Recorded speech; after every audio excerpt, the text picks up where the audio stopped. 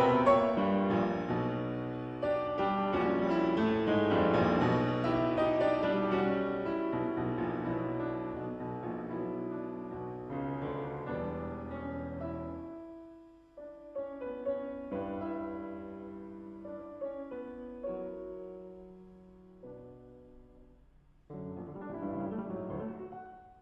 me call this meeting to order and start by acknowledging that we are meeting on the unceded territory of the Algonquin Anishinaabe Nation.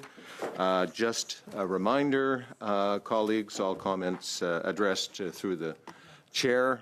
You know the routine.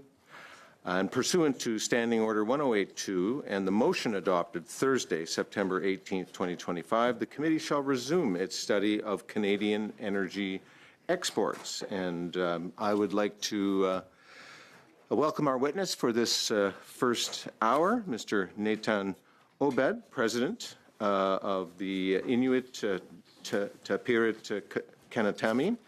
Welcome, Mr. Obed. And you will have 5 minutes for your opening remarks, after which we will open the floor to questions. Welcome. You have 5 minutes. Nakamik, thank you. Good morning, everyone. It's an honor to be here. Thank you, Mr. Chair. Also recognize Vice Chair Simard. And I understand that Vice Chair Stubbs is not with us today, but just recognize her as well. Inuit Tapirit Kanatami is the national representational organization protecting and advancing the rights and interests of Inuit in Canada. There are approximately 70,000 Inuit in Canada. The majority live in 4 regions, collectively known as Inuit Nunangat. The regions are the Inuvialuit Settlement Region in the Northwest Territories. Nunavut has the jurisdiction, but also is a self-determining region. Nunavik in northern Quebec, and Nunatsiavut in the northern part of Labrador.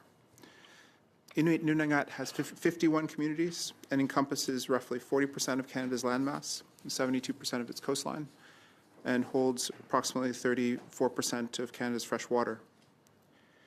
It must be understood that we are either owners or co-managers of 40% of Canada's landmass. We also, in the marine area, have provisions in our agreements that allow for co-management of that marine space as well. Canada is an Arctic state because of Inuit Nunangat, and our constructive arrangements with this nation state underpin Canada's Arctic sovereignty. Because of these facts, the ways in which we have worked with Canada to form a part of Confederation, we have a significant role to play in the conversation that we're discussing today. Discussions about energy projects that are aimed at export are not new to Inuit. In fact, 2 of the 4 modern treaties that I referenced were highly influenced by such projects. The James Bay and Northern Quebec Agreement, which now is comprises Nunavik, was born from the government's decision to move forward with the James Bay hydroelectric project. The negotiations ensured an agreement on which Indigenous rights were protected and upheld, as government and industry looked for certainty on development. Similarly, in the Inuvialuit Final Agreement case, it was heavily influenced by the Mackenzie Valley Pipeline and the inquiry in regards to the pipeline's path to completion. The pipeline's inquiry recommendation to proceed only after settling Indigenous land claims and conducting further environmental studies is foundational to how government and industry must engage, and also is really a foundation of the way in which Canada presents itself today. As Canada looks to expand energy exports and invest in major infrastructure projects, the commitments made within these agreements cannot be forgotten or ignored. Further initiatives that may impact Inuit or our lands, waters, and ice must be conducted in full partnership in accordance with our modern treaties and the United Nations Declaration on the Rights of Indigenous Peoples. In 2022, Indigenous domestic income reached $60.2 billion, and Indigenous entities were partners or beneficiaries in nearly 20% of Canada's electricity generation infrastructure. Inuit Nunagat provides a unique opportunity to develop and strengthen energy production and resource development.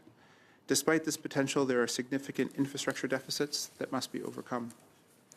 Further, greater investments in infrastructure and Arctic security will only increase the need to access energy, resources, and critical labor. ITK has identified 79 priority projects for our communities, including enabling infrastructure projects which support the growth of energy export. Currently, 89% of Canada's energy exports go to the United States. When Canada is considering diversifying its energy exports and thinks about Inuit Nunagat and the pathways, especially the marine pathways, through Hudson's Bay or Hudson Strait, we have to always understand that these are not only Inuit lands and waters, but they are essential places for our wildlife, but also for transit between our communities. In places where there is sea ice for up to 9 months of the year, these are our highways, and the interruption of our highways is akin to the interruption of highways across Canada.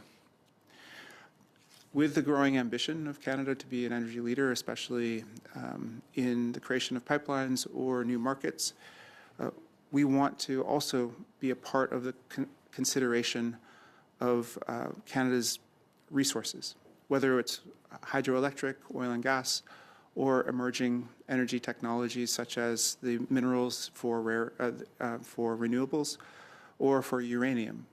Inuit Nunagat will be a key consideration for this country in the way in which it thinks about its energy future and energy exports.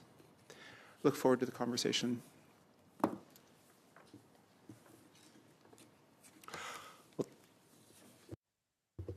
Thank you, Mr. Obed, and great to have you for a full hour. And I know my colleagues are anxious to ask questions, make comments, and we are going to start with Mr. Clark for 6 minutes. Oh, no. my apologies. Yeah. Where did the clerk stole my sheet, so, oh. No, I did not. Okay.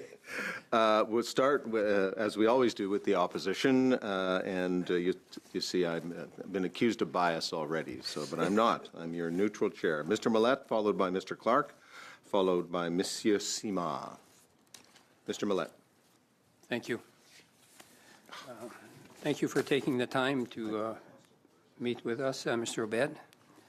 So my question is, due to that you're off-grid, so like I believe in one of your statements, you've highlighted that none of the Inuit communities you represent are connected to the North American power grid. What are the economic and probably social consequences of this isolation for Inuit communities today? Thanks for that question. It's true. We have 51 communities, none of which that are connected to any north-south power grids. Up until only a few years ago, it was almost 100% diesel power generation in our 51 communities. We have had some hydroelectric projects come online over the last 5 years, especially in northern Quebec. And we also have renewables, such as wind and solar, that now account for approximately 18% of our fuel generation or our energy generation in our communities. We've talked a lot about bringing Inuit Nunagat into Canada, and a way to do that is ensuring that we have north-south links for essential infrastructure, such as energy, and also for ports and roads, and also for aviation infrastructure. The consequence of that is that we have a cost of living that is 2 to 3 times that of southern Canada. We have also the cost of energy is sometimes even more than 3 times that in southern Canada, as all of our energy has to be imported, usually by marine sea lift, and usually once per year into our remote communities. It means that housing costs or just general costs for running businesses are almost too high to bear. If you're paying thousands of dollars to heat your business every month during the winter, it makes it really hard for you to run a successful business. If you're looking to heat a private home and our median income is $70,000 less than non-Inuit who live within our homeland, it's $32,000 per one versus $100,000. It means that people are in poverty or people are food insecure. But mostly it creates this negative loop where for any opportunities, any advantage that we might have for this country, Inuit cannot share incrementally in the growth of Canada in the same way that many other Canadians can, whether it be in growing the economy, our education outcomes, our health outcomes, or the connectivity outcomes that many Canadians can think of when thinking about their own futures. We also, for our connectivity, we are largely connected through satellite technology, and as of right now, largely through Starlink. We're hoping that the Government of Canada can work with us on solutions to connectivity and these other challenges, but right now it just means that Inuit Nunagat is almost an entirely different jurisdiction than the rest of Canada. Thank you. So in exactly what you've said, so in your view, should the federal policy prioritize grid expansion into the north, or should they focus instead on localized off-grid energy systems, or both to access, like I'm thinking in Nunavut? Yeah. Well, there is a project that is one of the 17 that we have put forward to the Major Projects Office, which is the Kivalliq Hydrofiber Project, which would bring hydro from Manitoba to the central Nunavut communities, places like Rankin Inlet, Arviat, and those areas. We see that as a potential really positive step in ensuring that we can get our communities off diesel, but we also have the energy that is necessary to build our communities, whether it be through natural resource projects or just the natural expansion of our communities. We also have been working with government grants to ensure that we have diversified our energy outputs. So even if we still have diesel, if we have wind and solar to supplement it, it gives us a slightly lower cost, but also it gives us redundancy so that we're not dependent on a single source. All of those things are important within our small communities, but we also understand the national importance for not only the production of energy, but also energy export. So we remain willing and hopeful that we can play a significant role in doing that. I'll also reference the M18 project, which is a project in Tuktoyaktuk, or the area of Tuktoyaktuk in the Northwest Territories in our Inuvialuit region. It's just coming online. It has a 125-year life expectancy, and it is also hoping to link in with the needs of the newly discussed forward operating site in Inuvik. So we hope to also have energy solutions for the Government of Canada as militarization and as sovereignty considerations appear. 30 seconds. You good? Mr. Clark, sorry to get you a little excited earlier, but the floor is now yours for 6 minutes. Thank you. Thank you very much, Mr. Chair. Mr. Obed, thank you so much for being here today. Over the course of this study that we're working on with energy exports, we've heard from the Assembly of First Nations, we've heard from the Métis National Council, and now yourself. So I think it's really important that we've heard from the three Indigenous communities in Canada. So thank you for being here and for sharing your perspective. I think you talked a lot about infrastructure. I think you mentioned 79 priority projects across the region. And correct me if I'm wrong, but your testimony seems to suggest that there's tremendous potential for energy production and energy exports, which is the focus of the study. But the key to unlock that resource and that potential prosperity is enabling infrastructure, independent in some ways of the energy. So could you give us some examples of what that kind of infrastructure is that we need to unlock in order to access the benefits and the resources that are there? I think this has been an essential question for the last 50 years.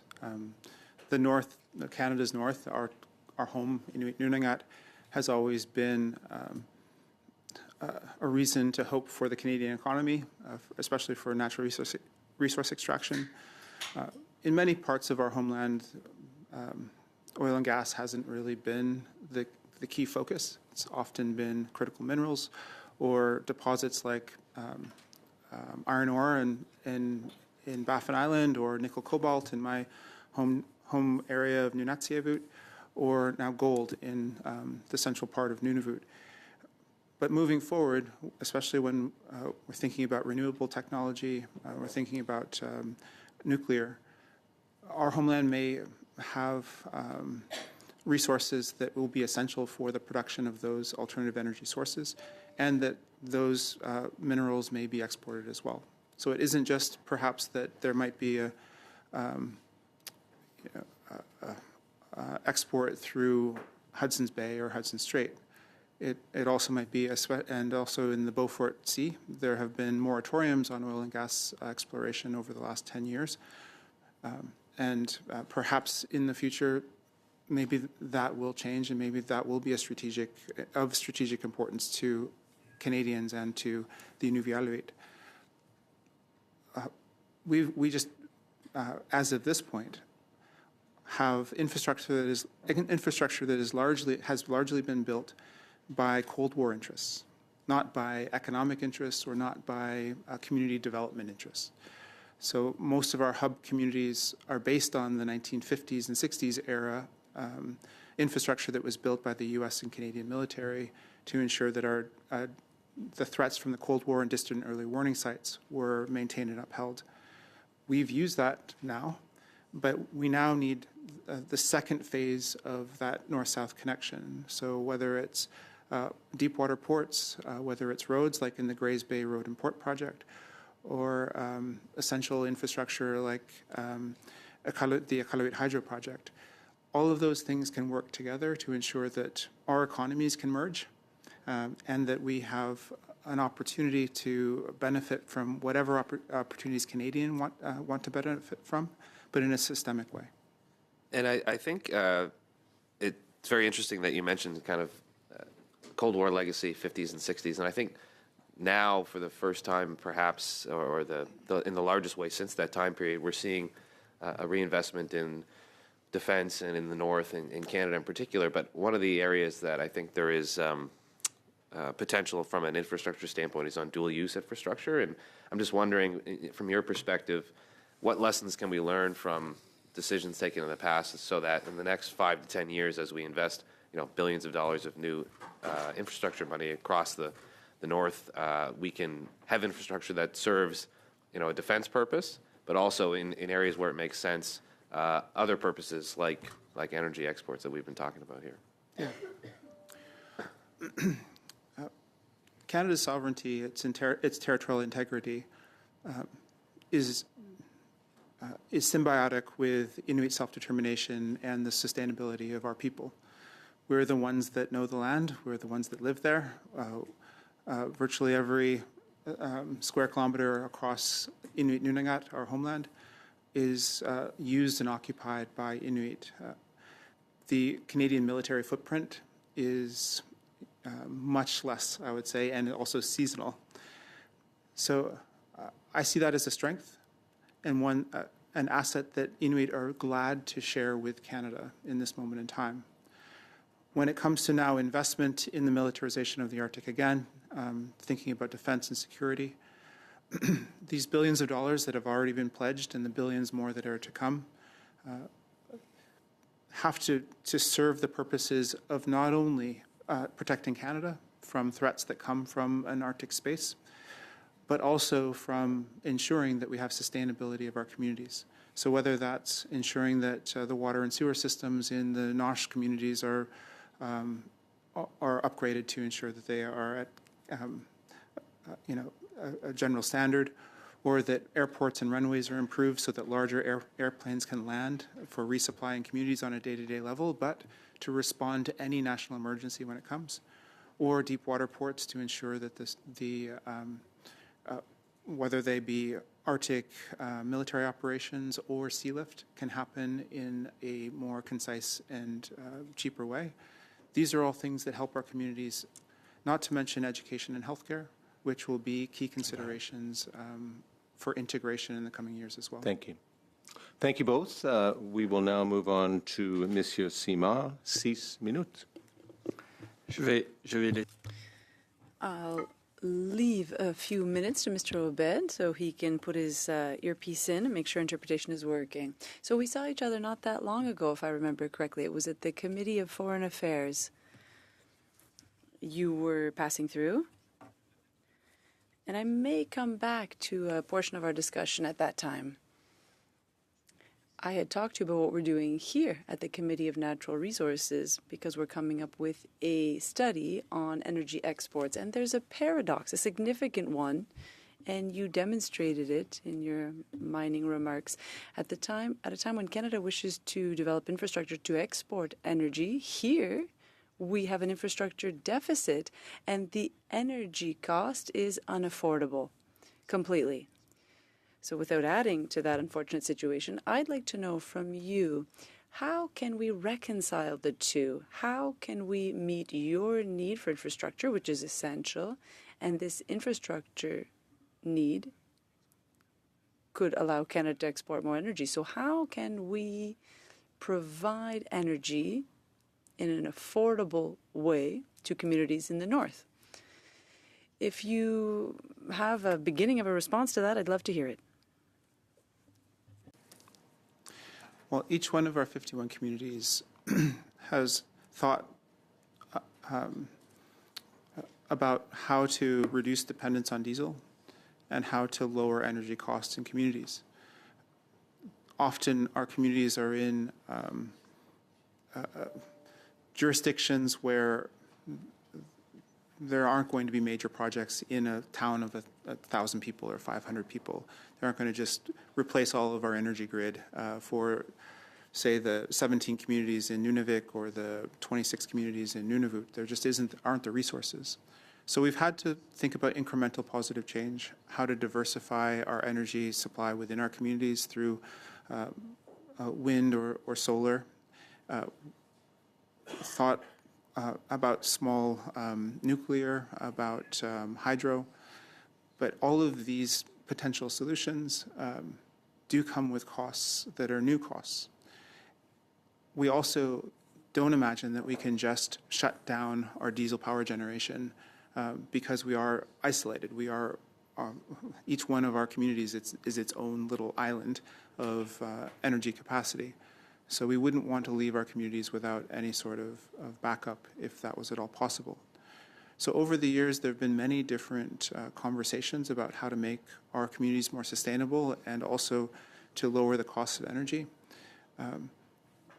The reality is, for people in these communities, we're adjacent in many cases to massive hydroelectric projects or massive energy projects that are pumping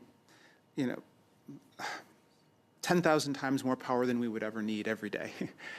But we have absolutely zero access to it and get no benefit from any of the benefits that come from those major projects.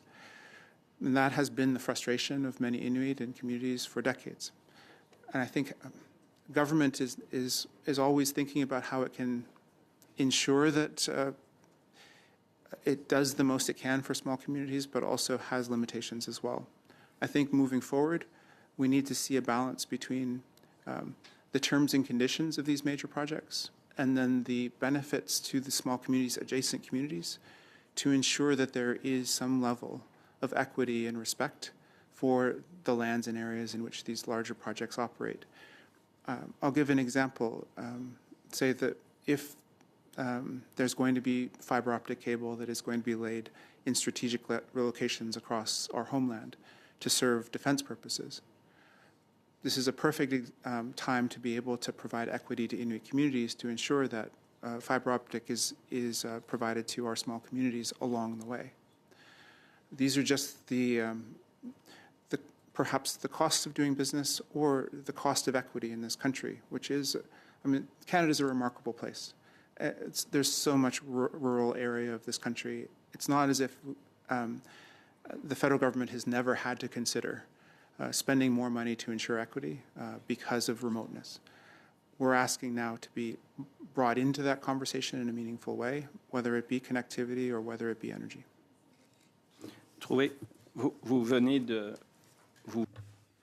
So you've just said that there needs to be a balance. A balance needs to be attained. The government seems to move towards major infrastructure projects to facilitate their trade corridor. Is there an opportunity for you to be granted energy resources? Because obviously when we're talking about critical minerals and other things, and those all require infrastructure. So perhaps there's an opportunity there for you. And another thing that I'd like to hear from you on, we heard about this earlier in the committee, this guaranteed loan program for Indigenous peoples. Currently, we're hearing that there's a lack of expertise, that is to say, people who are able to carry out the process, and that's needed before having access to this type of program. Mr. Obed? Yes, in relation to the Loan Guarantee Fund, we're pleased that the Government of Canada has put aside such a large amount of money for major projects.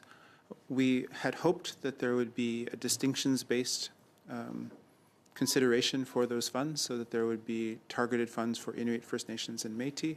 That does not seem to be the case. And I think we're also, this is a new consideration from the Government of Canada. We're used to working with grant funding through budgets or through other means. And so I think there just needs to be a larger outreach from the Government of Canada and a larger consideration for how Indigenous peoples can think about this loan fund in the suite of different supports that we have for economic development and the sustainability of our communities. Thank you both. We're going to go on to our second round. Monsieur Martel, Mr. Hogan, and Monsieur Simard again. Mr. Martel. Merci.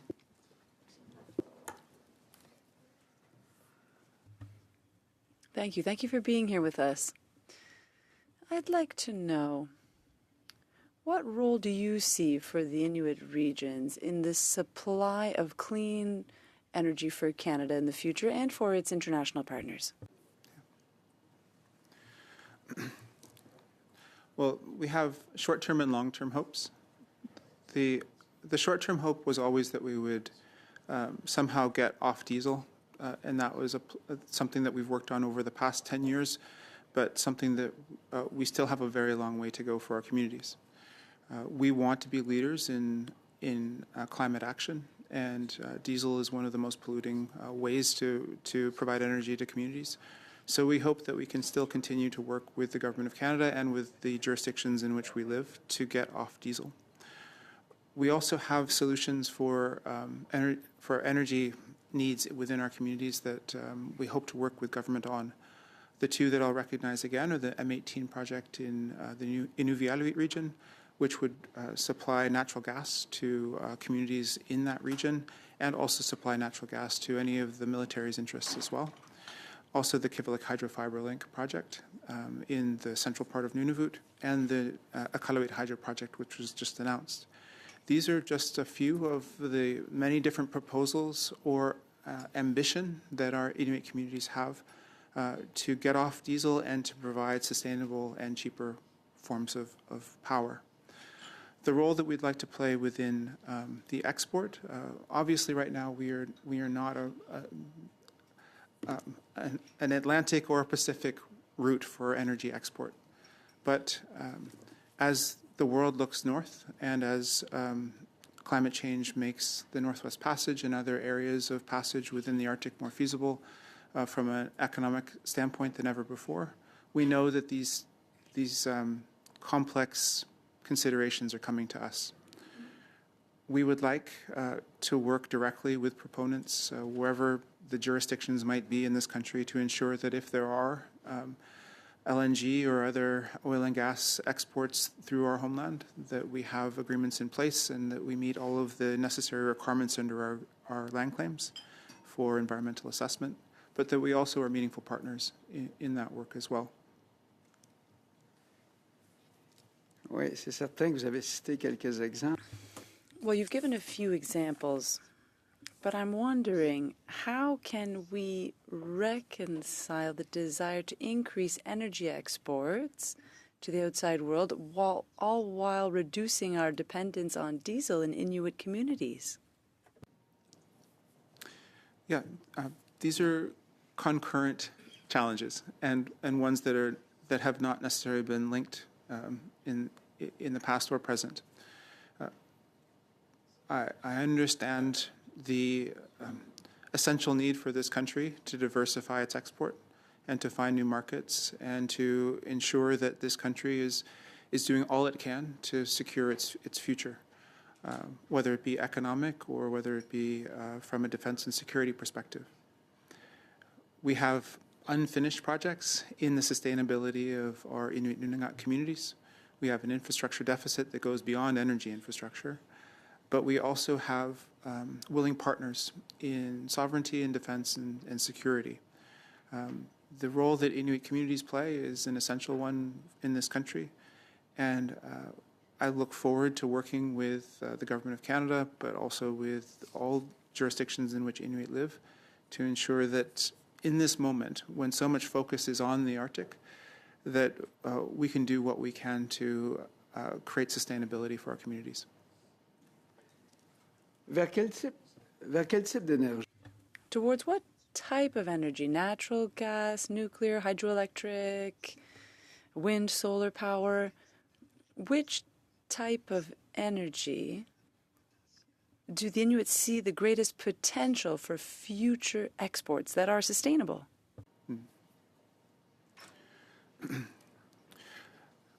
Well, from within our homeland, we don't necessarily have all of the geological understanding of oil and gas reserves across our homeland, across 40% of Canada's landmass, but largely because that it has never been feasible to the state to pursue those interests.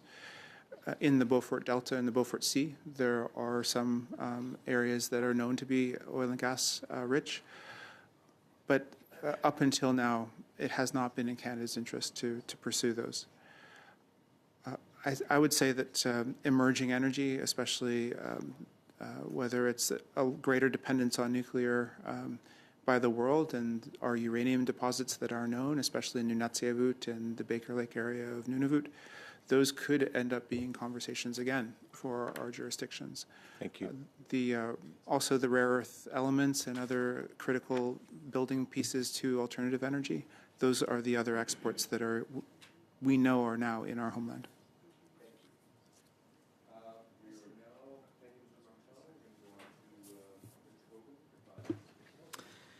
Oh, thank you, and thank you, Mr. Obid, for being here. Canada spans 5,500 kilometers east-west, but 4,600 kilometers north-south. We're almost as tall as we are wide, and our future, which is a shared future with the Inuit peoples, has always been in the north, and I think this is a really important conversation we're having today. In particular because the north resists. You know, it resists easy development. It's a humbling force. Building our future in the north is going to take cooperation. It's going to take foresight. But there is an incredible opportunity if we can unlock it working together. There's energy solutions within Inuit Nunavut that could support Canada and the world. And Mr. Martel asked you a number of questions that I was going to ask in terms of how you saw that future unfolding. So I won't dwell there too much, but I did want to ask less specific about projects. When we talk about 20, 30 years from now, like what is the energy future you want for Inuit Nunavut? And power generation, domestic integration, role in export. Paint us a word picture for a second. Well, first and foremost, it's been our desire to reduce our dependence on diesel for 30 years. So if we could have a mix of clean energy solutions, whether it be hydro, wind, solar, or other even We still have not seriously considered small nuclear, but perhaps as technologies improve, there may be an opportunity there that we could have clean energy solutions within our communities that would drive an economy that isn't just local anymore, that we could have major Canadian businesses operate within our homeland and be able to provide export not only of energy, but also of other goods and services that right now just aren't possible. The feasibility for many of the natural resource projects across our homeland depends upon them being completely independent of any Inuit community or any Inuit supply chain. They are their own things. Flights go from St. John's directly to Baker Lake or to Rankin Inlet to supply for mines there. Food rations come in from Manitoba or from Ontario, from Alberta, directly to remote mines. We'd love to see more integration within our economies. We'd love to also be a player in the world economy, as we are now in certain areas, such as the fisheries, such as iron ore and nickel cobalt and gold. So we do have a footprint in some of these very Canadian enterprises where we export. And hopefully in the future, especially with the Northwest Passage and with more essential infrastructure being built, that we can make agreements with other parts of Canada to ensure that any export opportunities we have as a country can also include the pathways through our homeland. Well, thank you very much. And that does lead pretty nicely into the next question I wanted to ask, which is about climate change, something we haven't talked a lot about yet, and the how that changes the landscape, the opportunities and threats it presents to Canada and the North. And I'm wondering if you wanted to share with the committee your thoughts on that, because I do think about it in particular in terms of 51 individual communities who are going to be literally facing rising tides and the risks that presents. Yeah. It also gives me a chance to talk about the great care that we want to do any of this for our environment and all living things within it. We are very fortunate to live in a beautiful homeland where there are still polar bear and beluga and narwhal and other species that are found almost nowhere else on Earth. We've lived side by side with these species for millennia, and we hope to continue to work in anything that we do to support our communities or for Canada, side by side with our environmental commitments. Climate change isn't just about temperatures getting warmer. Extreme weather events are now a norm in our communities that are not only a risk to us, to our people, but also are a risk to any of the development and any of the work that we want to do in relation to energy or energy export within our homeland. We're going to have to ensure that we have spill response, that we have corridors that are well understood. We still have a lot of mapping to do of seabeds and of areas to ensure for navigation. But first and foremost, we need to ensure that the safety of our homelands, of our people, and anyone doing business in our homeland, that we mitigate and adapt to the changing threats due to climate change. Thank you. We're seeing our regions warm 3 to 4 times the national average. Our homeland has been transformed, but we still have resilience and we still have hope to be sustainable within it. Thank you. Thank you both. Monsieur Simard, 2.5 minutes. Merci. Thank you very much. We've talked about a lot of things. I understand the challenges. We've talked about the effects of climate change on your communities.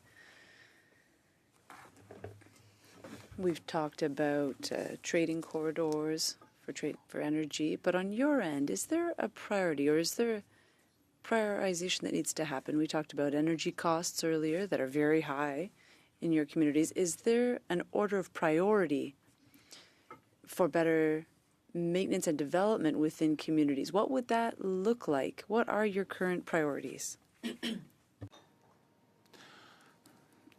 Our communities still have very essential needs, the need for healthcare, for food, for housing, and also for education.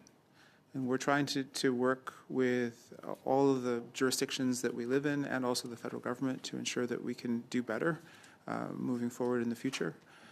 Part of the essential building blocks with our modern treaties is the ability to create business and business development that will in turn fund our self-determination and our self-governments and the interventions we want to give to our communities. So it is a bit of an all hands on deck, whether it be from the social policy considerations that we still are working with this government on, or whether it's through economic and business developments that we hope to also make a positive influence in our communities. The larger picture, these larger things that are coming to our homeland are not things that people necessarily think about every day. There's a survival that people are still focused on in many cases, and also the real desire to keep our culture and our language and our society thriving. The Canadian concerns or the diplomatic concerns across, whether it be Arctic nation states or across the world, are things that our organizations also tackle. But if you were to be in Baker Lake or in Kimirut today, people would want to talk about housing. They would want to talk about affordability. They'd want to talk about food and about poverty. And it's up to us to try to figure out how to ensure that their needs are met, but also opportunities are there for people. And I think that's universal across this country. Thank you. Yeah. Thank you both. Mr. Millette for 5 minutes, followed by Mr. Gay for 5 minutes, wrapping up. Thank you.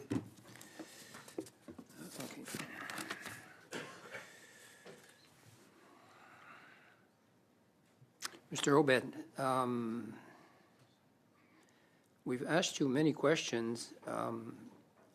In the 17 projects, you've talked of and I understand like there's going to be different areas. It would be hydro, other areas would be solar. In the 17 projects, where does the Manitoba project stand? Is it one of your priorities, or? And the main question really is, what would you ask this committee? What would you like to tell us? To where you want? We've asked you the question in the future. What would you like to ask us, or what should we be doing to help you to take your? Really, that's my question. What can we do to help you get where you want to be? Great. Well, I'll answer the first question. The Kivalliq Hydrofiber project is an Inuit-led project from proponents in Nunavut, and it is one of our 17 priority projects. I work on behalf of all Inuit, and so each of these 17 I'm championing in different places in different ways. But this has been a project that has been ongoing for over 5 years now with a lot of focus on outreach to the federal government. Manitoba's on side, the government of Nunavut's on side, Inuit and Nunavut are on side. We really hope that we can get this one across the finish line. It would be transformative. Not only that, there's a new university that will be opening up in 2030, the Inuit Nunagat University, which will be in Arviat, which is one of the communities that would be serviced by the Kivalliq Hydrofiber link. As far as what I might want to say to all of you, the relationship between Canadians and Indigenous peoples is complex, and it often gets reduced to slogans or reduced to black and white. The idea that Indigenous peoples, or in this case for Inuit, that we might want to participate or might not want to participate in certain energy projects or energy export is something that I think is very natural as a part of this democracy. I know there has been in the past this specter of veto that often is thrown around in relation to Indigenous peoples and natural resource extraction. But I'd like to say that I see the same concept being used today when different jurisdictions in this country are saying yes and no to pipelines through their jurisdictions. It is a natural part of doing what's best for your jurisdiction. And Inuit have a democracy as well, and we'll show up and we'll consider, but we will do all that we can to ensure that our best interests are upheld and that our partnerships are carefully crafted and are in mutual interest. So that is where we are. And it's a wonderful place to be for Canada as a nation state in relation to just about any other nation state in the world where there are Indigenous people. There are no other countries that have taken the leadership on the implementation of the UN Declaration, and there are very few countries that have Section 35 recognizing the rights of the specific Indigenous people. So I want to say to everyone, this is an asset. And I'd love to be a part of leaning into, like, how can we make this work, rather than the fear-based consideration of what will happen if Indigenous people oppose. So I just want to leave that with all of you. No, thank you. So I want to come back to the Manitoba project. You said everyone's on board. What could we do? What's the last mile to be done? What can we do, this committee? What would you like to tell us? I think if the committee could, if you are summarizing or making findings in this particular deliberation, the supporting energy infrastructure in Inuit Nunagat, and referring back to the previous pledges of getting our communities off diesel. This can be a part of a natural evolution rather than something that is just forced in by an overriding of political will. So if there is a way to reference the past commitments that then link very neatly into this particular project, it also fits within the project of diversifying Canada's export. That Manitoba Hydro is probably going somewhere right now. If it is an excess use to Manitoba, perhaps it's going south. If it goes north, that is, I think, a net gain for this country. Thank you. Our final speaker this morning at this round is Mr. Gay for 5 minutes. Thank you, Mr. Chair. Mr. Obed, thank you very much for being here. First is I want to commend you for the approach and the desire to work together on this opportunity that we have for the Government of Canada with your nation going forward. Couple of questions that we didn't discuss so far. We talked a little bit about climate change, climate warming. There's going to be more traffic in the north. There's a lot of discussion about the Port of Churchill, traffic through the Hudson Bay, the North Passage. How, and a lot of the nations you represent, or the First Nations you represent, are distributed in the north on coastal communities. How do you see that going forward, and what should we be careful about?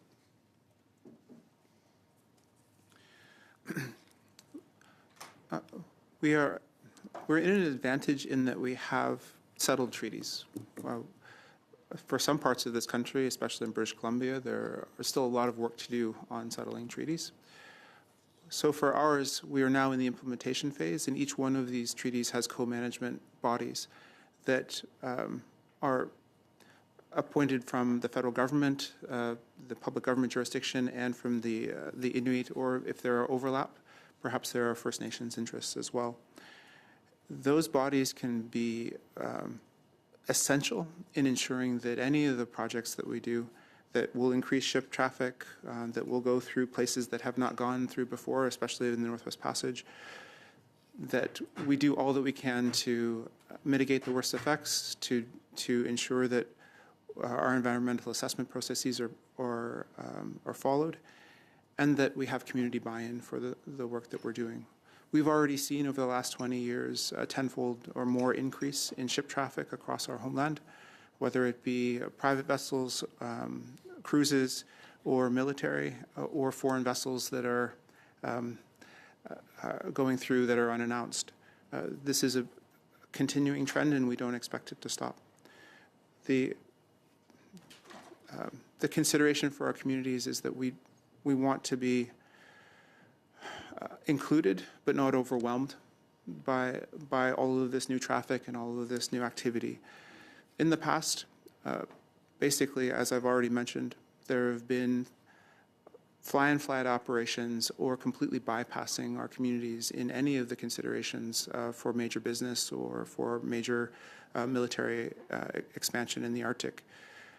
We want to be included in these and to have some auxiliary benefits as the business, trade, and other opportunities come to our homeland. I'll give one example which might seem far afield, but I think really should resonate. There are fish quotas for shrimp, for turbot, and for other species in our homelands.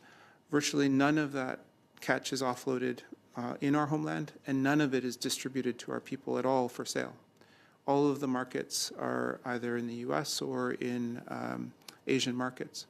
So we already have systems where we are catching food and we're shipping it thousands of kilometers away to feed other people, while we have a 68% food insecurity issue within our homeland. We don't want to repeat those same type of structures across all the different business lines within Inuit Nunagat in our homeland. And I hope that we can actually do the reverse, that we can integrate our communities into any of the considerations for any development or any positive projects that are coming down the line. Thank you. On a different topic, and I think we talked about it a little bit earlier, but I want to give you a bit more chance to expand.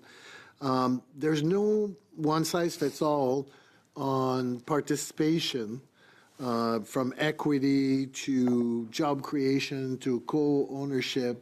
So in terms of benefits of involving First Nation, but what is there a preference? Is it all of the above?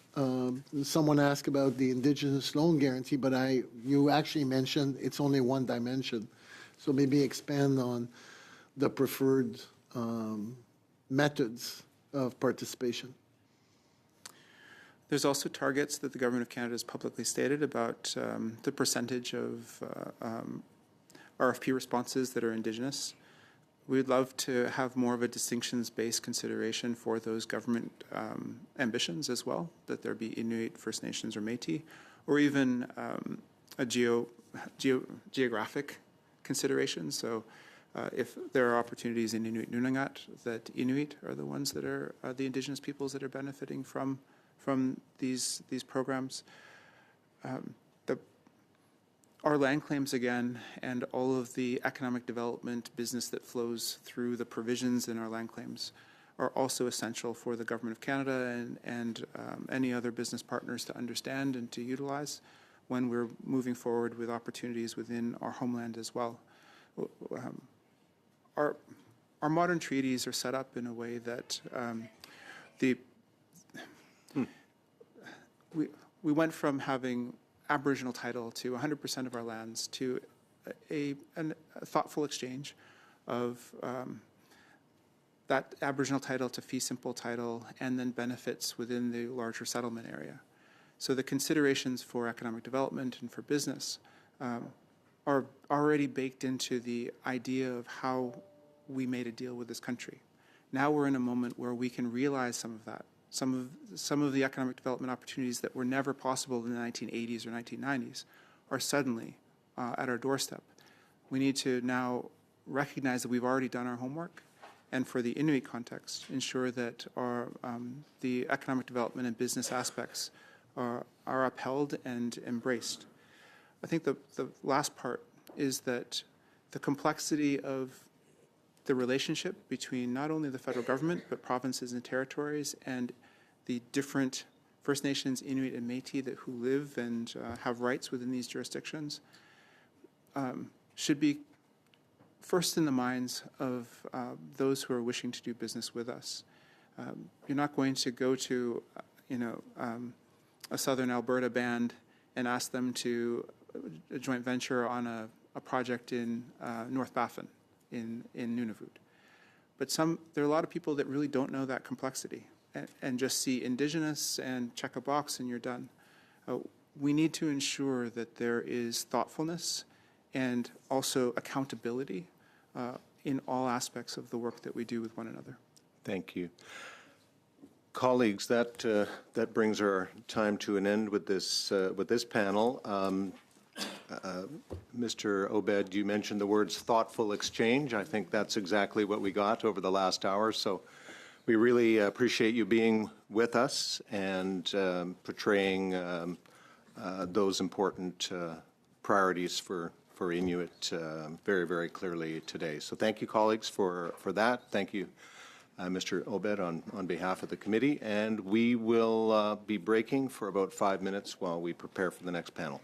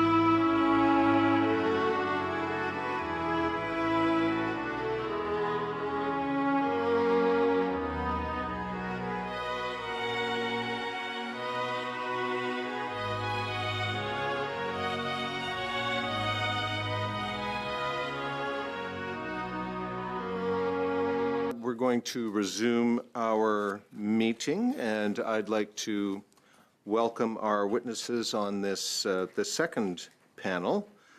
We have with us Professor Marie-Christine Dorin, full professor, School of Political Studies, University of Ottawa. We have from the Canadian Nuclear Association, George Christidis, President and Chief Executive Officer.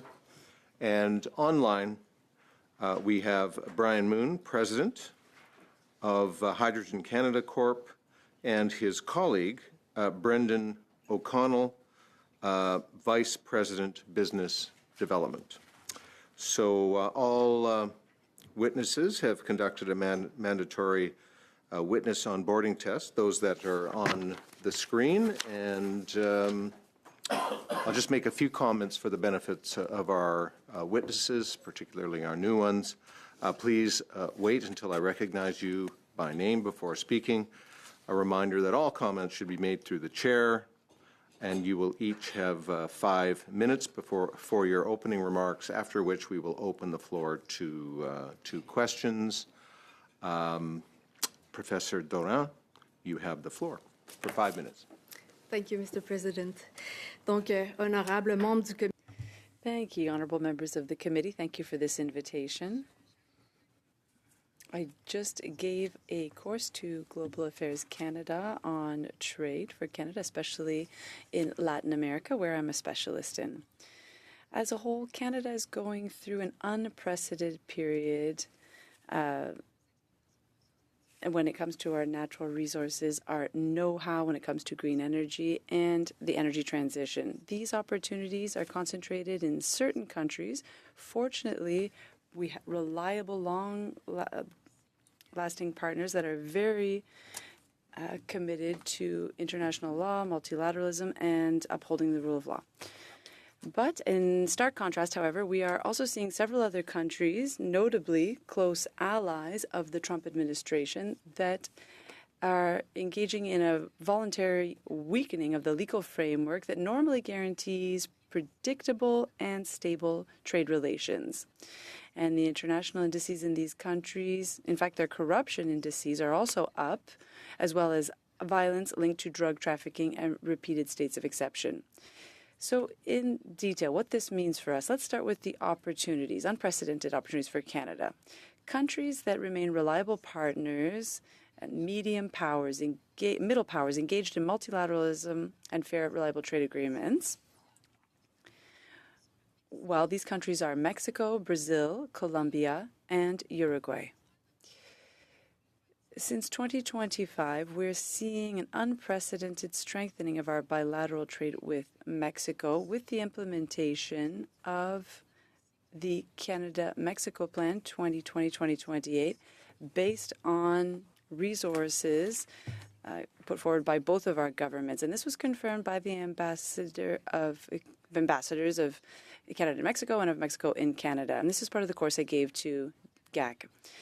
Now, Mexico is a key market for Canadian exporters, especially for those in agriculture, clean energy, but not oil, mostly green energy, mining, automobiles, and aerospace. And so it is. Mexico has gone from being the 15th to the 12th largest economy in the world, and it is a solid democracy with respect for checks and balances, First Nations, and human rights, and multilateralism. It's also important to highlight the new opportunities for Canada because we have been invited to integrate new trade agreements, multilateral ones, including Mercosur and the Pacific Alliance.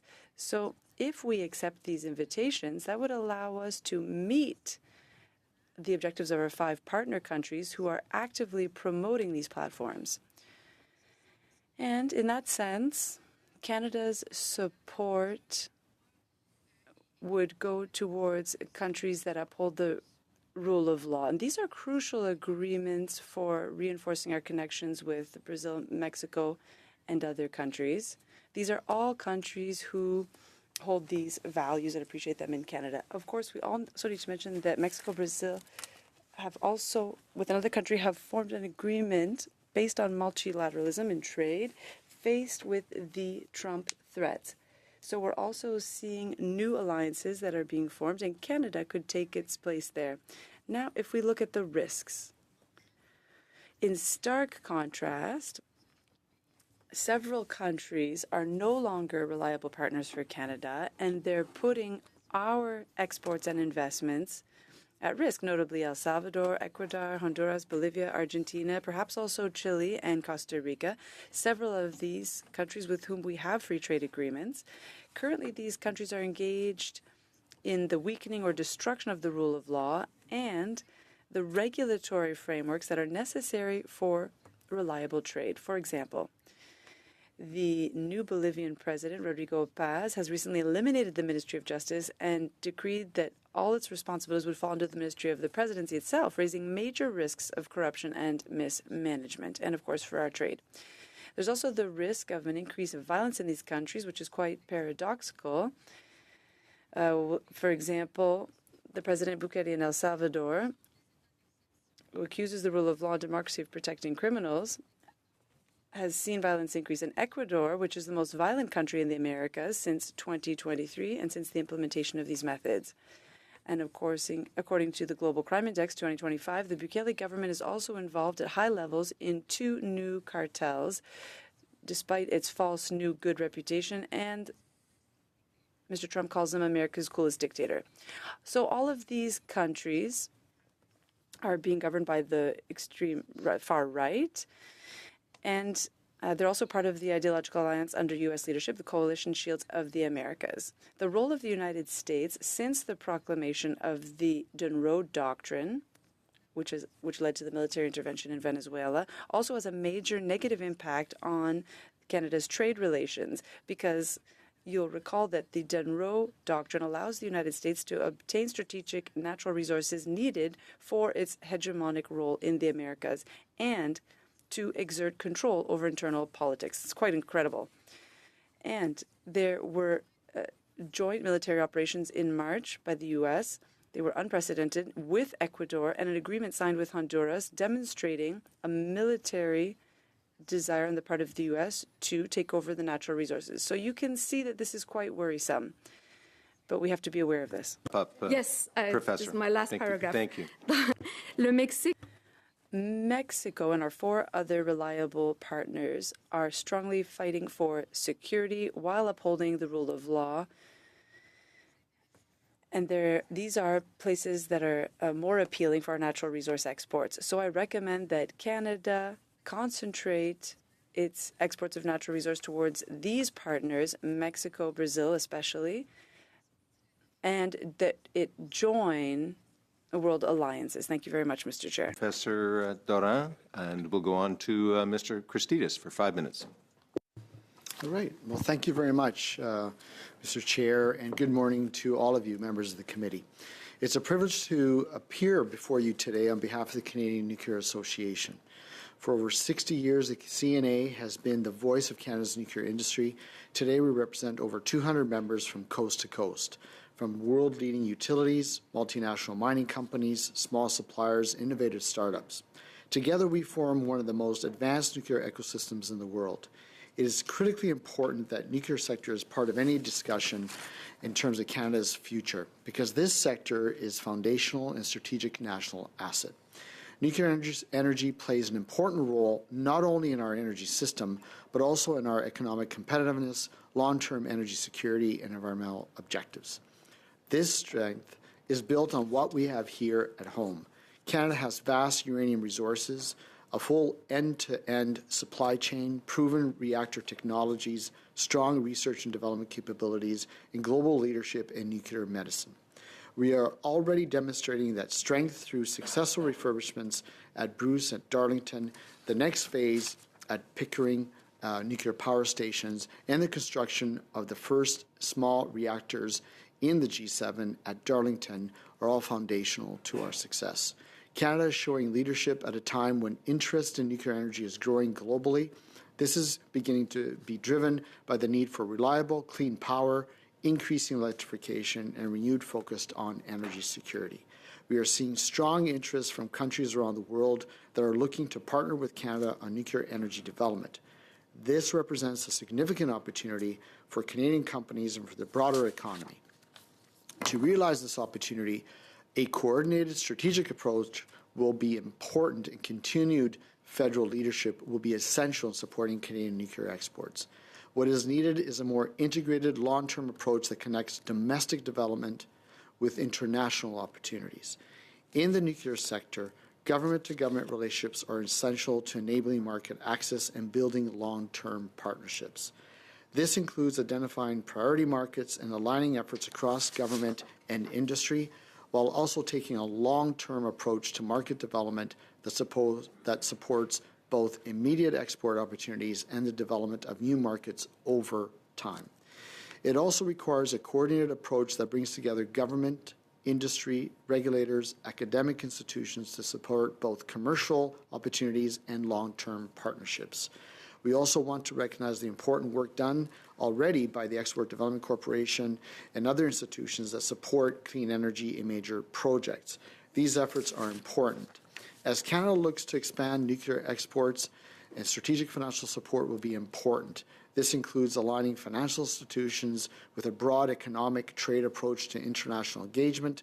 Clear, predictable, and competitive financing frameworks will help ensure Canadian companies can compete effectively in global markets. Finally, success internationally is closely linked to our success at home. Continuing to invest and advance domestic projects supporting investment through tools as the investment tax credit, improving regulatory efficiency, investing in workforce development, all will be important. These efforts help to demonstrate Canada's capabilities and strengthen our position as a reliable partner internationally. In closing, Canada has a strong foundation to build on. With continued collaboration between government and industry, there's an opportunity to further strengthen Canada's role in the global nuclear sector. The Canadian Nuclear Association is actively working with industry and with governments to help identify priority markets and support Canadian engagement internationally. We will be pleased to provide additional information to this committee. Thank you, and I look forward to the conversation. Thank you, Mr. Christidis. We're on now to Mr. O'Connell. The floor is yours for 5 minutes. Thank you, Mr. Chair. My name is Brendan O'Connell. I'm the Vice President of Business Development at Hydrogen Canada Corp, an Alberta corporation. With us today is also Brian Moon. He's the president of our company. Hydrogen Canada is looking to build a $3.5 billion world-class blue ammonia hydrogen/ammonia facility in Western Canada for export to Asia. The company will take advantage of cost-effective natural gas in Canada and the relatively short, safe supply routes to Asia to provide a secure supply of clean energy to Korea and other Asian countries. Each facility will represent up to $800 million in incremental GDP for Canada and create more than 100,000 direct, indirect, and induced man-years of employment in Canada. And the Asian market can supply multiple facilities. Since 2022, Hydrogen Canada raised $10 million, bought land in the Alberta heartland, and completed its preliminary engineering work. Hydrogen Canada's facility was going to use natural gas to produce low-carbon blue hydrogen and then convert it to liquid ammonia. It would capture more than 96% of its CO2 and sequester it in one of the commercial CCS hubs in Western Canada. The liquid ammonia would be shipped to international markets in Asia via Trigon's Gateway Export Facility in Prince Rupert, which is partially owned by local Aboriginals. Hydrogen Canada targeted the Korean market due to its commitment to using hydrogen/ammonia to decarbonize its power sector, the size of that mandated market, and the fact that Hydrogen Canada has strong relationships in Korea. The government of Korea has passed legislation requiring the blending of hydrogen and ammonia in its power sector in order to reduce emissions. It has also committed to net zero by 2050. Korea still has approximately 35 gigawatts of coal-fired power, and co-firing ammonia in those plants can significantly reduce their emissions. It is also committed to net zero. Korea imports over 84% of its energy every day. So this is as much about clean energy as it is about gigajoules of energy. The legislated demand for hydrogen and ammonia in Korea could reach 16 million tons per annum by 2036. Power companies were looking to sign contracts last year. Hydrogen Canada is in a unique position to supply low-carbon energy to Asia, due in part to the low carbon intensity of Canada's differentiated natural gas. In combination with the company's plant design, Hydrogen Canada can produce hydrogen with the lowest carbon intensity of any facility globally. Hydrogen Canada submitted its process information to a Korean agency 2 years ago, and that agency issued a preliminary carbon intensity rating of less than 1 kilogram of CO2 per kilogram of hydrogen, one of the lowest ratings globally. Hydrogen Canada spent the last 3 years developing its project. The company worked with Natural Resources Canada to develop an export strategy for an Alberta-based facility. Hydrogen Canada was recently informed that Enercan had deferred plans to support a rail-based export strategy. In January, Hydrogen Canada hosted a major Korean conglomerate looking for energy opportunities in Canada. This company still sees significant market for clean ammonia developing in South Korea, Japan, and Asia more broadly. And it is still very interested in supporting the development of facilities in Canada. Hydrogen Canada has since refocused its efforts on a facility based on Canada's west coast. Hydrogen Canada believes there is still a significant opportunity for Canada to become a global leader in clean energy supply to Asia. However, Canada needs to respond in the very near term, or the investment will go elsewhere. We need to align federal and provincial policy and ensure that the industry can move forward as soon as possible. The recent events in the Middle East highlight the need for democratic, energy-producing countries like Canada to provide secure, clean energy to its global partners. Thank you. Thank you, Mr. O'Connell. Thank you to all of our witnesses. We're now going to start our round of questions. We are going to start with Mr. Tucker for 6 minutes. Mr. Tucker. Yes, and thank you to our witnesses and for our committee members for being here today.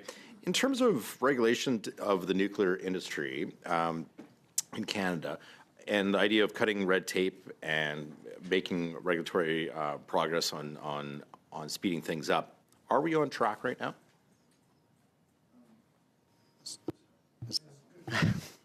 Thank you very much for the question. And, this is where the opportunity is.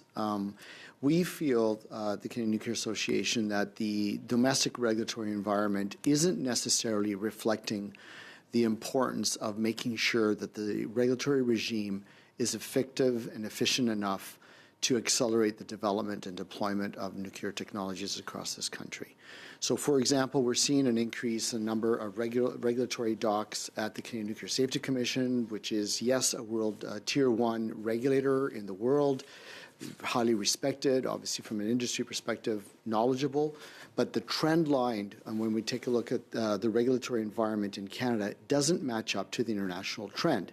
You're seeing key countries like the United States, United Kingdom, France, Finland, and other spaces that are accelerating or reviewing their regulatory requirements to reduce duplication, increase efficiency, and certainly when it comes to spaces that have nothing to do with safety.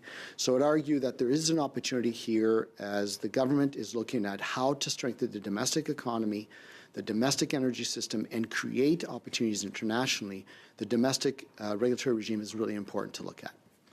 And talking just a little historically, you said the last 10 years we've gone in the wrong direction. I understand the one number is is this true? There's 80% more regulation now than 10 years ago? In the one briefing that CNA identified that number. Yeah, if you take a look at the regulatory requirements under the CNSC, we've seen a trend over the last 10 years that's actually increased about 80%.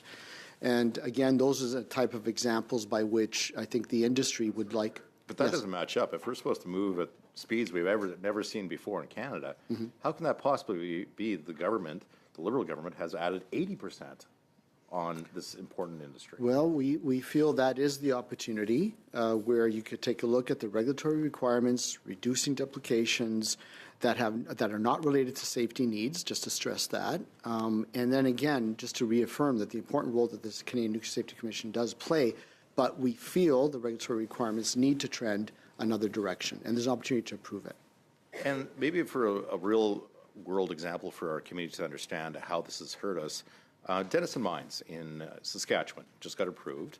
But could you unpack a little bit about the timelines that project faced and how that might highlight why we need these changes so much.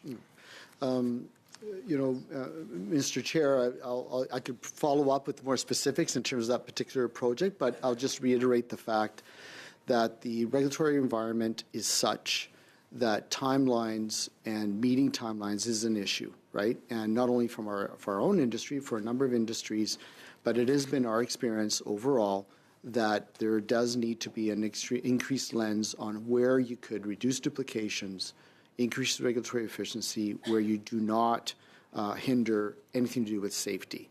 And so I'll defer to that. I would welcome you to put in a submission in a written brief on how that project was stalled and the net results for our Canadian economy. You spoke about the importance of the value of Canadian natural resources such as uranium, and it's a crucial element of our strategy for, well, the free world strategy for energy security from hostile foreign powers. How does uranium fit into our position with allies around the world?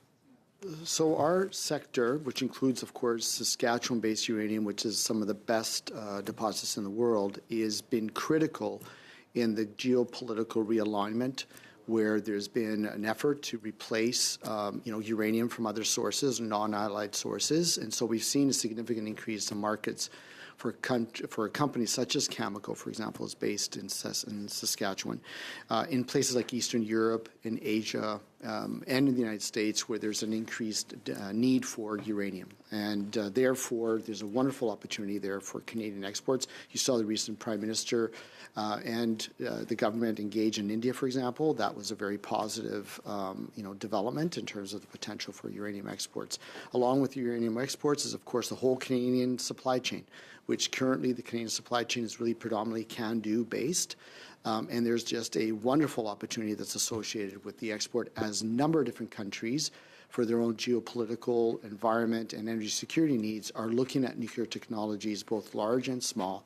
And Canada's really playing a leadership role. So we're seeing a lot of interest, again, in Eastern Europe, whether it's Poland, where Minister Hodgson had just recently gone, Romania, and in Asia, where large and small reactors on the European countries you named, and they're all the ones that are NATO allies, has the CNA presented the Liberal government the idea that some of those costs for the nuclear industry and what we provide to our allies should be included in our 2% NATO spend?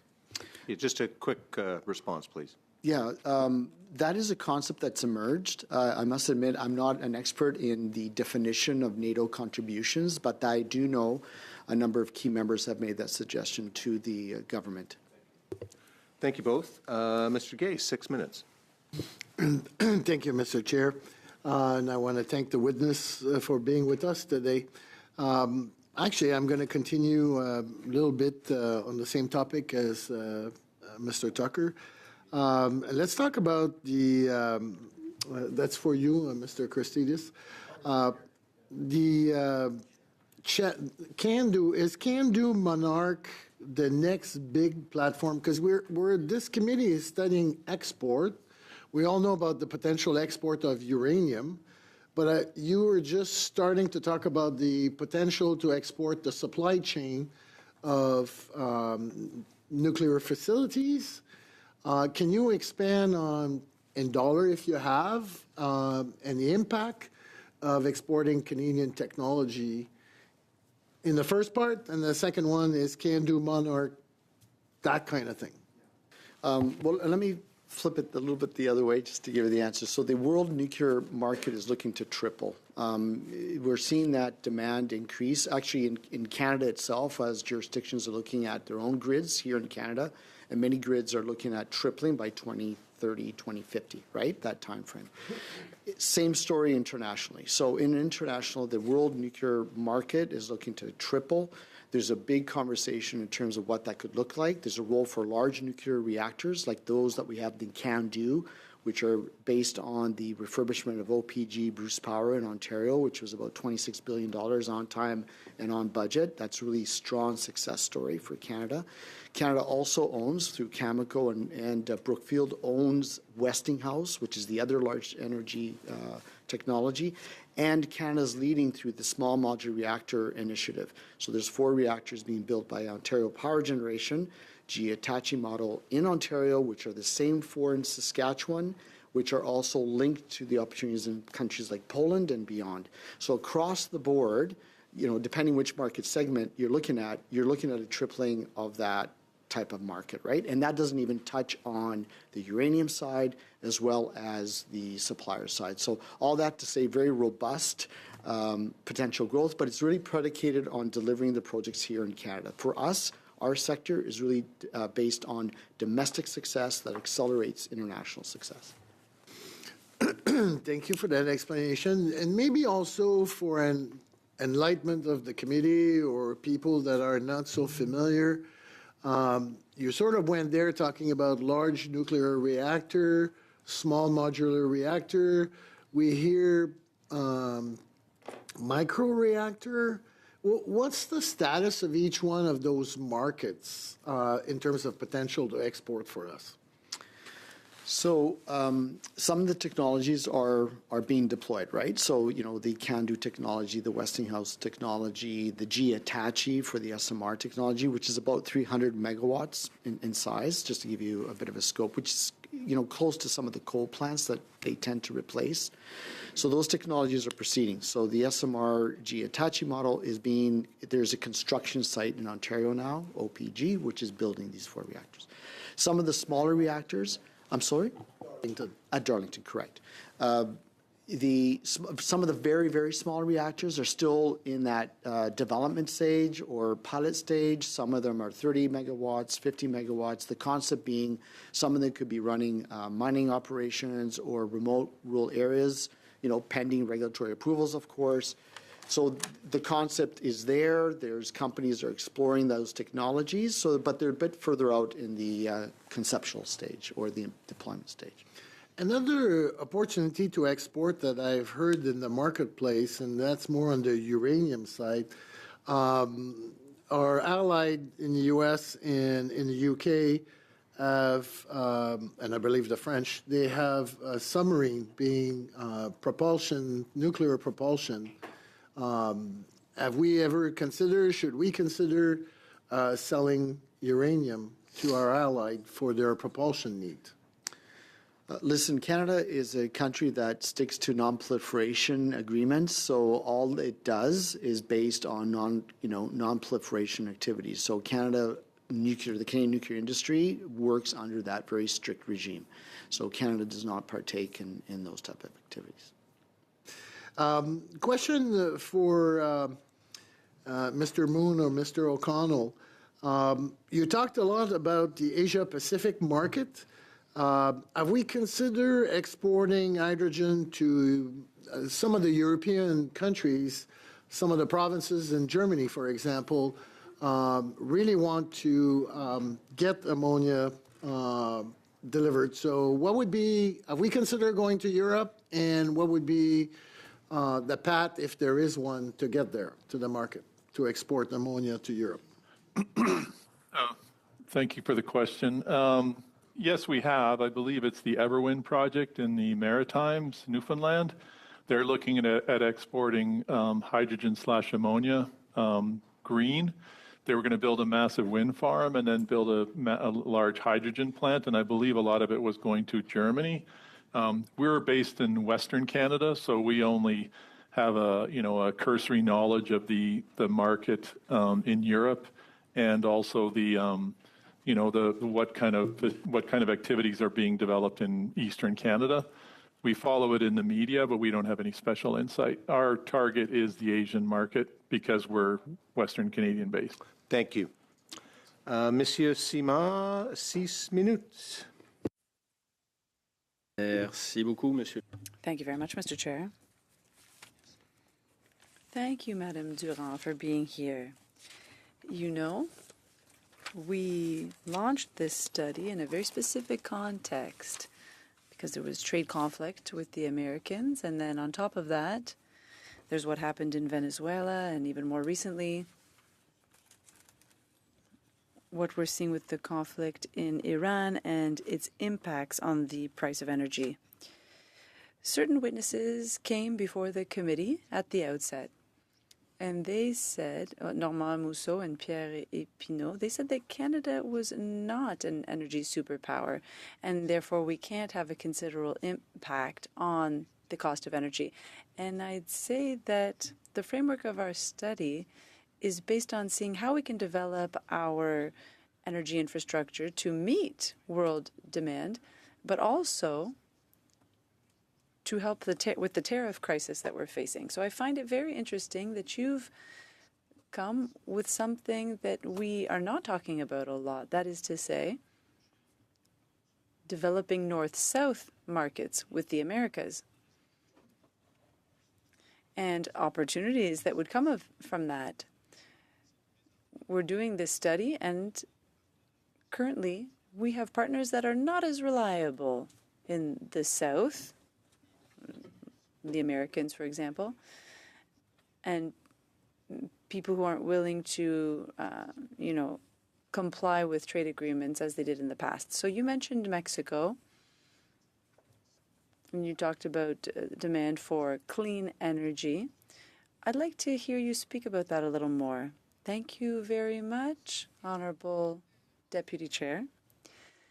There's a lot to be said. What's quite appealing for Canada is that the countries, like I said, who are reliable, they're reaching out to us so that we can deepen our trade relations within multilateralism that they'd like to renew and that they consider the solution to the current challenges with the United States. So in that sense, Canada is an observer member for the Pacific Alliance and Mercosur as well. But there is an invitation by Brazil. Without excluding bilateral trade agreements, they're really emphasizing the fact that Canada should be part of this trade alliance. And in particular, because in Latin America, what's very valued is green technology, the ability to innovate and propose solutions. In these countries, for example, Mexico is a country that has nationalized its petroleum production, but there are very significant climate changes, and there's a lot of migration that is caused by climate change. So there is awareness in countries like Brazil and Mexico that it's important to turn to countries that have expertise in renewable energies and who have a solid regulatory framework. That's important, and your question has to do with the economic portion of things. There's also a desire to establish a political alliance. When we look at the South, they're looking to Canada as a reliable partner in order to accelerate their trade ambitions. To your knowledge, earlier you said that you were doing a training with Global Affairs Canada. Is there a Canadian strategy to further develop these trade agreements or bilateral connections with countries in Latin America? In fact, yes, there is a very clear strategy with Mexico because we've got the Canada-Mexico plan 2025-2030 and the embassies. In fact, there has never been an alliance implemented in this way with resources granted by each government. And, of course, the renewal of the free trade agreement, which includes the U.S., but to really fortify the Canada-Mexico portion. There's something being done on that front. When it comes to Brazil, it's quite interesting because we had an expert who was telling us that, of course, this country is a huge player that's very important for us if we want to increase our activities in the South. Brazil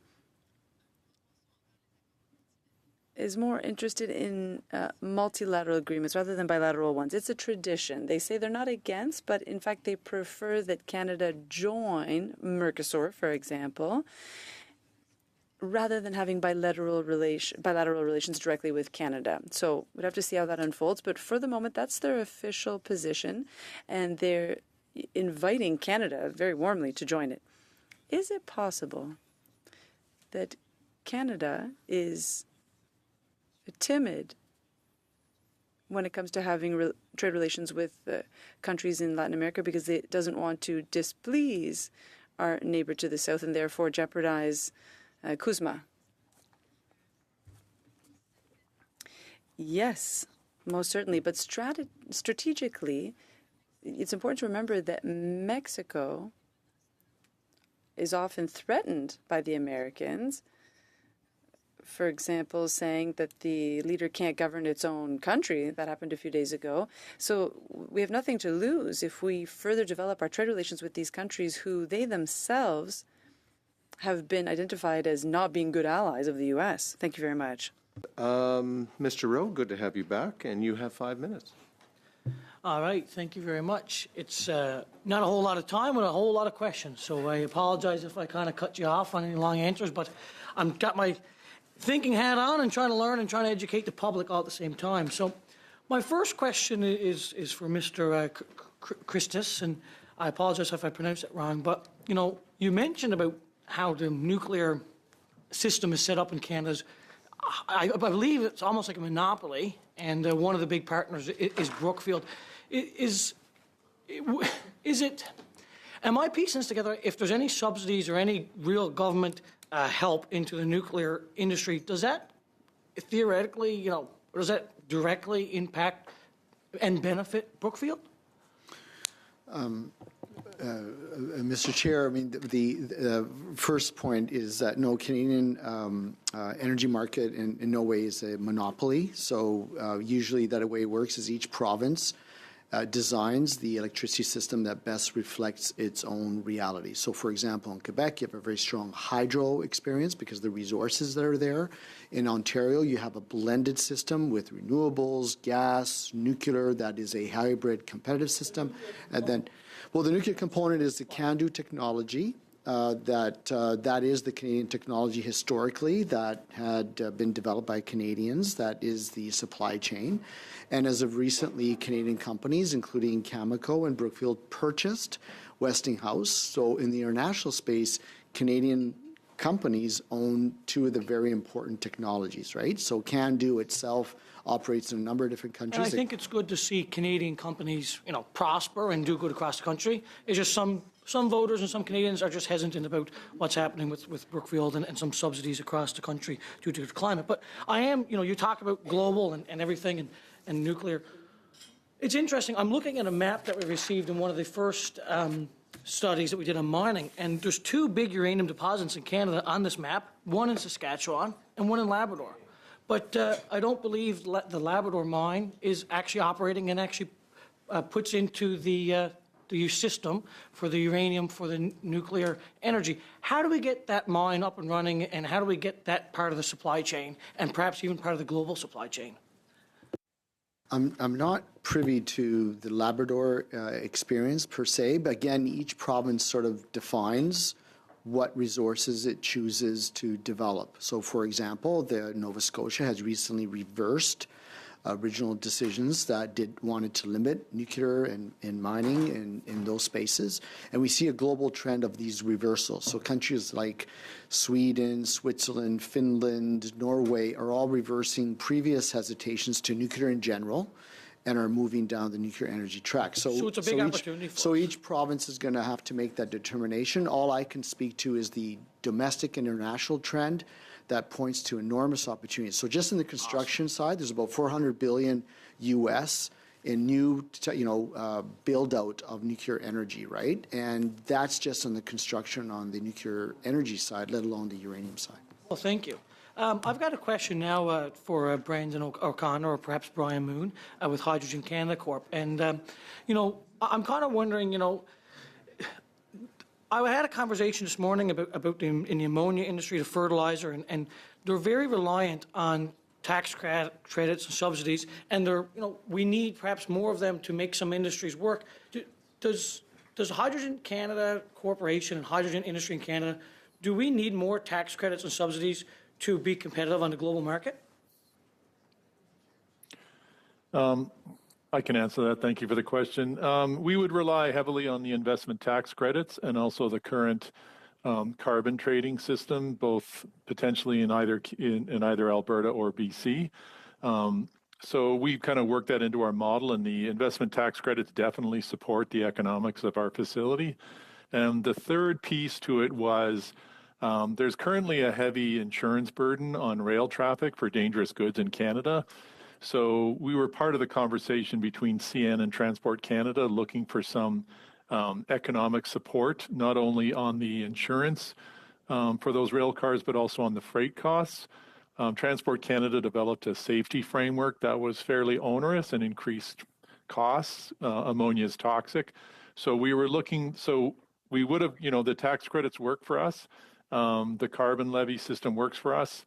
The challenge was the rail transport, and that's eventually what kind of stopped us from moving forward on our facility in Alberta. And I guess without those, there would be no way to survive without those tax credits. So we need the government to keep doing those to get that industry going. Thank you, Mr. Rowe. Thank you, Mr. O'Connell. And you can amplify that in a future question.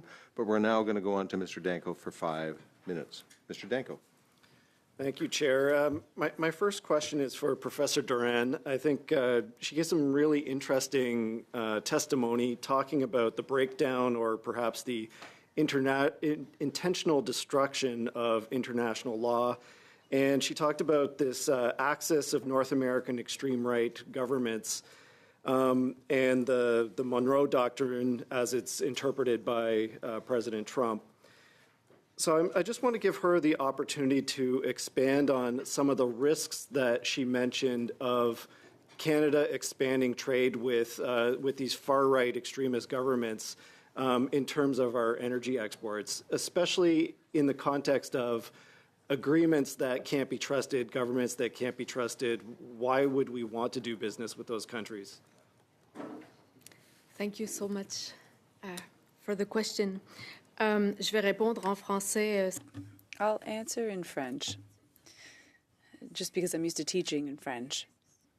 The risks are considerable. They're connected to the fact that all agencies that currently supervise the contracts and who are answerable to the law, well, those have been abolished. So in El Salvador, for example, there were sanctions for corruption by the Biden government, and of course that changed, especially when Trump arrived and became the key ally. But nonetheless, at this level, when it comes to, well, in fact, the checks and balances in the legal system, all the agencies who are supposed to monitor corruption, they were all abolished in Ecuador and El Salvador and Bolivia. So there is no longer, in fact, when we hear Canadian business people say, well, we're not going to do business in Cuba because we have no legal guarantee that our investments will be protected. Well, the situation is the same or maybe even worse. And the Canadian public can inform this situation, and things move very quickly. In 2 years, legislation has changed.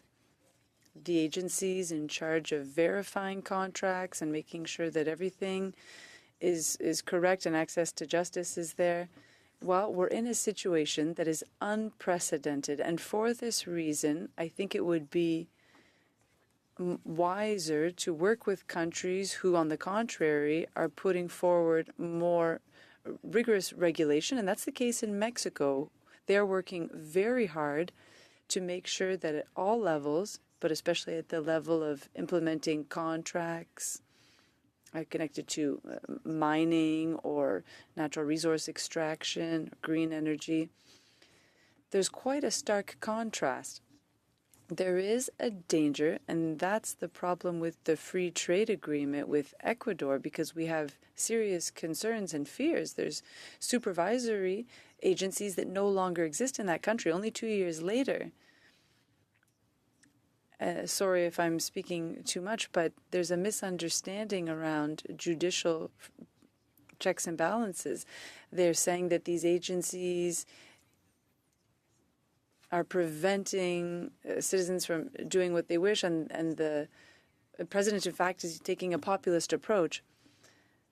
And this is a problem and a risk for our investments as well. Merci beaucoup. Thank you very much. Appreciate your expertise in that area.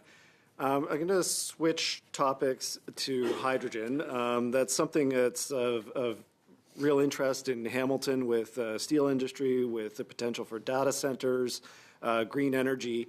So to the representatives from Hydrogen Canada, you did touch on the importance of Canadian regulation, in particular carbon pricing, to the business model that is enabling hydrogen to expand as an export market. I wanted to give you an opportunity to expand on that, and also further action that we could take on the investment tax credits and also transportation, reducing transportation costs. Okay, thank you for the question. First of all, a hydrogen facility we produce hydrogen and then convert it to ammonia. So we would produce about 200,000 tons of hydrogen, and of that we would create and then convert that to ammonia. Out of that would come about 1.5 million tons of CO2. So our plan was to capture greater than 96% and sequester it. So we would be capturing and sequestering plus or minus 1.5 million tons, and that would generate offsets in Alberta, and those offsets, would have the revenue generated from those offsets was material to our model. It was in, north of $100 million a year kind of thing. So it was critical to the overall success. We're one of the very few countries, I think the only country in the world that has a carbon levy system where you can recognize those revenues. And anyone looking for blue hydrogen or blue ammonia, would require you to sequester those. So it was material to our business. The only country I can think of is in the U.S., where they have 85Q, which provides $85 per ton of CO2 sequestered, and that was who we were competing with originally. Thank you. On the tax credits, we were relying on the hydrogen investment tax credits for the first 2/3 of our plant. We actually worked very hard to get the lowest carbon intensity, but currently the tax credits don't recognize low carbon methane. The NRCan or whoever wrote the legislation decided that they wouldn't accept the differentiated natural gas, which is something that Canada is marketing its gas on right now. Its LNG is the lowest carbon intensity in the world. Yet if we take that low carbon gas and make ammonia, the government doesn't recognize the low carbon intensity. So that's where the tax credits kind of give and take. So we'd like to see modifications to that. Thank you. And I gave you some extra time there, Mr. O'Connell, but and perhaps we can come back to that with a future questioner. Anyway, thank you both. We're on to Monsieur Simard, 2.5 minutes. Merci. Thank you, Mr. Chair. And I hope that Mr. O'Connell will allow us to come back to that. So is interpretation working? Can you hear me well? Yes? You can hear me? Excellent. Very quickly then. I understand your response completely. You're saying that you always need that tax credit and carbon pricing. We've had this conversation at the committee a number of times, and unfortunately the Minister of Natural Resources, Mr. Wilkinson, had invited, in fact, while in Berlin there was a conversation with those from Siemens talking about blue hydrogen with carbon capture. What I was surprised to hear is that the people from Siemens said they didn't believe in that model because the technological costs were too high to make it a source of energy that is, appealing. So I wanted to share that with you because it was a surprise to me. So if we add to this, well, you just said that for your facility to work, 2/3 of your financing comes from tax credits. Carbon pricing has to stay in place. And I completely agree with that. And if we add to that what those from Siemens said as risks, the technological costs, which are very high. Do you think that in the short term, realistically, there's a market for blue hydrogen or green hydrogen if we add all those elements together? Yes, we believe there's a market. There's a mandated market in Korea. The Koreans were ready to sign deals. We were dealing with the two largest power companies in Korea for the last 2.5 years, and they were ready to sign deals as long as we were competitive with any other facility in the world. Our advantage is our cost-effective natural gas. Our gas is cheaper than any gas anywhere on the planet, any major basin, and we're $1 or $2 less than the U.S. Gulf Coast, and we're $5 or $6 less than Australia and the Middle East, any other competing region. So yes, we can be competitive. The technology, if you're producing blue ammonia, you have to capture the CO2 and sequester it, and we can do that very cost-effectively in Canada. It's actually fairly cheap for us because of the way our regulatory environment works. So technologically, it all works. Our big challenge was the fact that, these facilities are designed to be built at Tidewater. We're looking to build it in Alberta, so we had the rail challenge. So what kind of hurt us was the fact that we were inland because that's where our petrochemical industry is based. So, the carbon levy, the technology, none of those were risks as far as we were concerned. The carbon levy was a huge benefit to us, and it makes us competitive with the U.S. in terms of the Inflation Reduction Act. Our challenge was the rail. So to us, it could be a very competitive industry. Thank you. Thank you both. On to our two final speakers, Mr. Tucker and Mr. Hogan. We're going to give you 4 minutes each. Thank you, Chair. Back to how we stack up on nuclear and some of our allies around the world. How do we stack up on regulatory timelines compared to the States? I assume that's to me, Mr. Chair.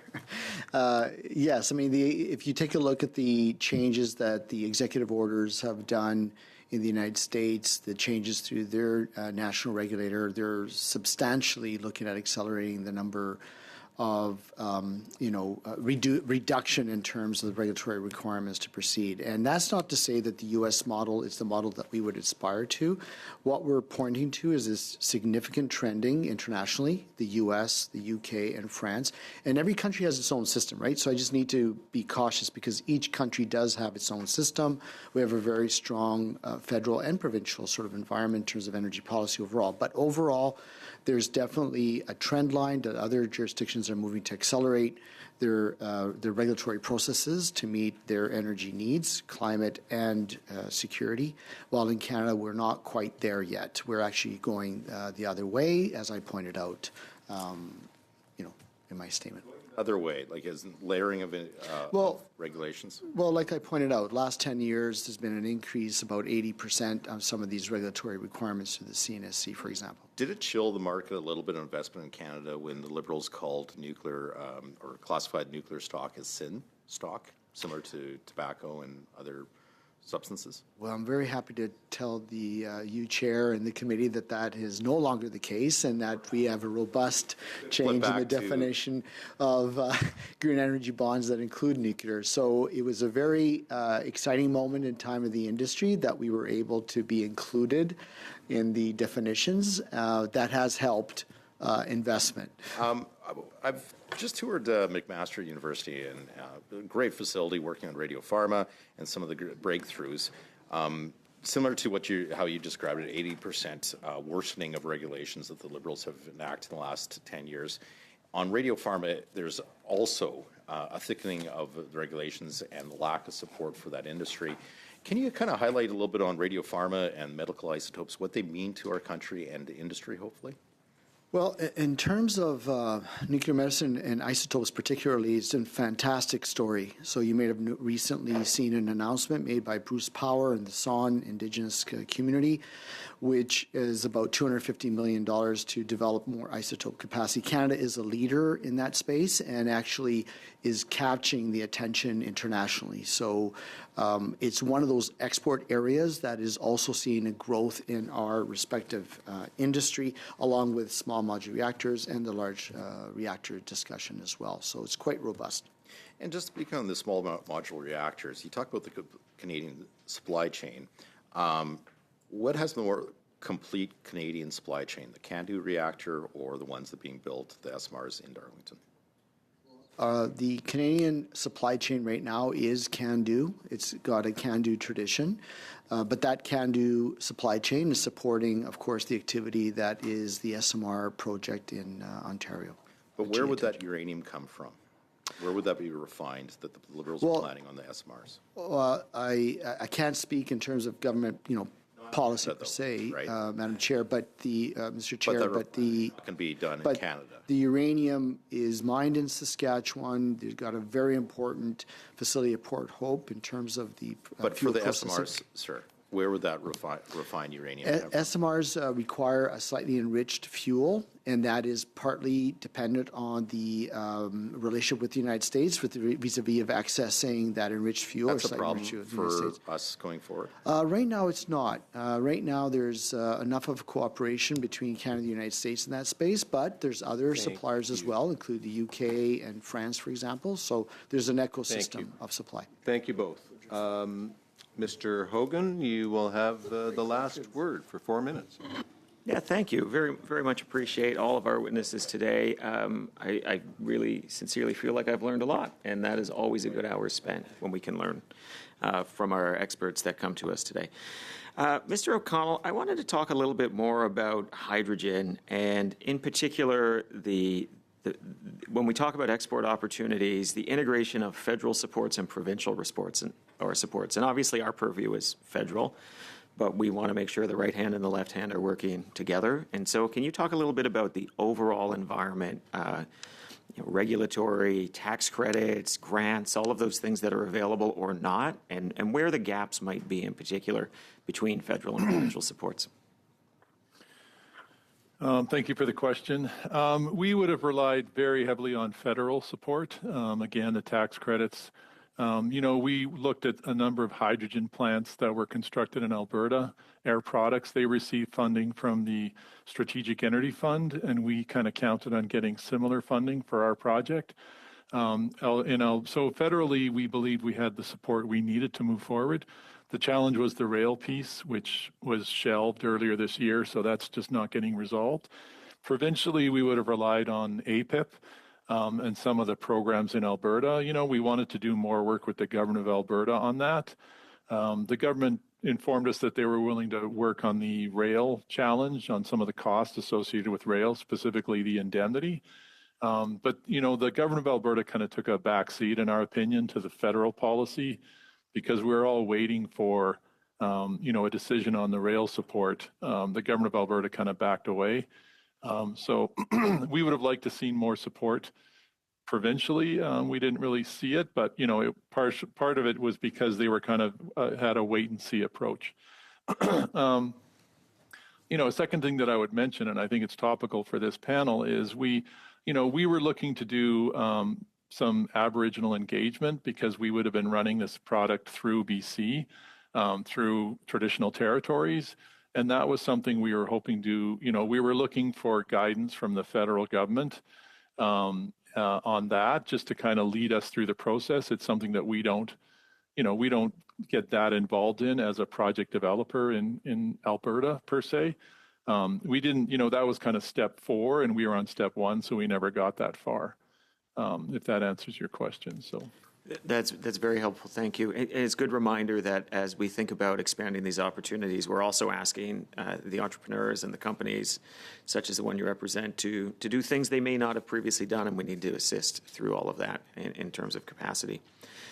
Maybe I'll just ask if you want to use the last minute I believe I have here just to say anything that this committee has not addressed that you were hoping to be addressed, anything you'd like to say. You literally get the last word for this one. Thank you for that, because there is a point I'd like to make. A lot of the conversation that we're having in Canada these days are about exporting raw product. We continue to be a commodity producer. We export natural gas, we export oil, we hopefully export more uranium. We export a lot of agricultural products, but we don't do a lot of value add in Canada. And I think the focus of, the government of Canada and every government in this country is to do value add in Canada.